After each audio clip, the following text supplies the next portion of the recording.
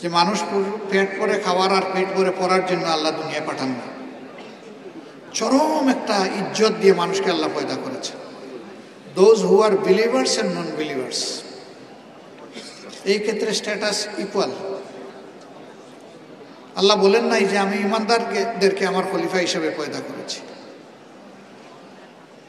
বরঞ্চ আল্লাহ বলেছেন মানব জাতিকেই আমার খলিফা হিসেবে পয়দা করেছি। Every individual, whether he is a gentleman or a lady, প্রত্যেকেই আল্লাহর খলিফা।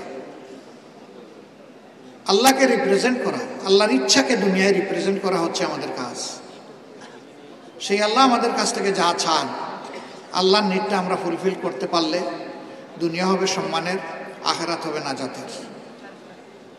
আর এটা যদি আমরা ফুলফিল করতে না পারি তাহলে আমাদের সব কিছু বৃথা। জীবনের ছোট গল্প, একদিন রাত 2:30টায় আমি ছোট্ট একটি হাসপাতালের ওটিতে আছি। কিছুক্ষণ পরে এসে আমি আমার রুমে বসেছি। একজন সার্জন তার কাজ শেষ করে তিনি এসেছেন।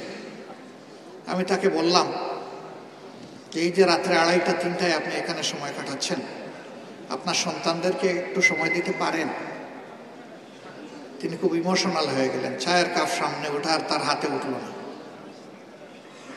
তিনি চোখ থেকে দেখে নীরবে পানি ফেলতেছে। বললেন আমার তো সব শেষ হয়ে গেছে। কিভাবে শেষ হল? আপনার তো আলহামদুলিল্লাহ নেম, ফেম, অর্থবিত্ত সবই আছে, তো শেষ হলো কেন? উনি বললেন যে একটা ছেলে আমার, সে ফ্রম বার্থ হ্যান্ডিক্যাপ, সে অটিস্টিক। আরেকটা ছেলে আমার ভায়োলেন্ট। দুইটা ছেলেই এখন আমার জন্য not asset, rather they are liabilities. বললাম ও ভায়োলেন্ট হলো কেন? বলে যে এই যে সময় দিতে পারলাম না, এই জন্য। দুষ্ট বন্ধুদের সাথে মিশে সে এখন মাদকে আসক্ত। মাঝে মাঝে আমার বাসায় এসে অস্ত্র নিয়ে ঢুকে যায়। আমি তখন কাঁপতে থাকি। ওদের তো মাথা ঠিক থাকে না, কোনো সময় সেই অস্ত্র তার বুকে না হয় আমার বুকেও তো ধরে ফেলতে পারে। যেটা রাষ্ট্রের একজন শৃঙ্খলা বিধানকারী অফিসার ঐশীর বাবাকে তার মেয়ে যেটা করেছিল। তাহলে আমার ওই অর্থ দিয়ে কি হবে? অর্থ আমার প্রয়োজন, কিন্তু হাউ মাচ আই নিড, কত আমার লাগবে, কত আমার লাগবে এটার কোনো উত্তর নাই কারো কাছে। তার মানে হচ্ছে খোলা আসমানের নিচে দাঁড়িয়ে আপনি হাত বাড়াচ্ছেন উপরের দিকে আসমান স্পর্শ করার জন্য, নেভার। আপনি কখনো টাচ করতে পারবেন। কিন্তু যদি আপনি পাল্টা নিজেকে প্রশ্ন করেন without what I can do, কত কিছু ছাড়া আমি চলতে পারবো, তাইলে অবশ্যই আপনার উত্তর খুবই সহজ, কারণ আপনার দৃষ্টি নিচের দিকে। আপনি হাত দেন, মাটি পেয়ে যাবেন। সলিড মাটি আপনার হাতে লাগবে, নিঃসন্দেহে লাগবে। সম্মানিত ভাইরা, জীবনটাকে এইরকম যারা করতে পেরেছেন, রিয়েলি দে আর হ্যাপি।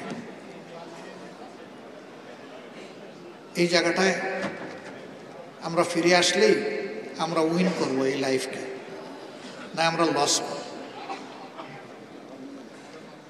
এনডিএফ এর মাধ্যমে স্বাস্থ্য সেবার ক্ষেত্রে একটা বিপ্লব আসুক, এটা আমি প্রত্যাশা করি। এই ক্ষেত্রে আপনাদের কাছে আমার চাওয়া মাত্র দুইটা। একটা হচ্ছে দুনিয়ার সবচেয়ে র্যাপিডলি গ্রোয়িং সায়েন্স হচ্ছে মেডিকেল সায়েন্স। এই জায়গায় আমরা বহু পিছনে, আমাদের অবস্থান কপি অ্যান্ড পেস্ট। দুনিয়ার অন্যরা যেটা আবিষ্কার করে সেটা আমরা অনুসরণ করি। বাট এতগুলা মেধা, এত ব্রেইন আমাদের মাথা থেকে বের হয়ে আসবে না কেন? এই জন্য রিসার্চে আমাদের কিছু মানুষকে অবশ্যই আত্মনিয়োগ করতে হবে।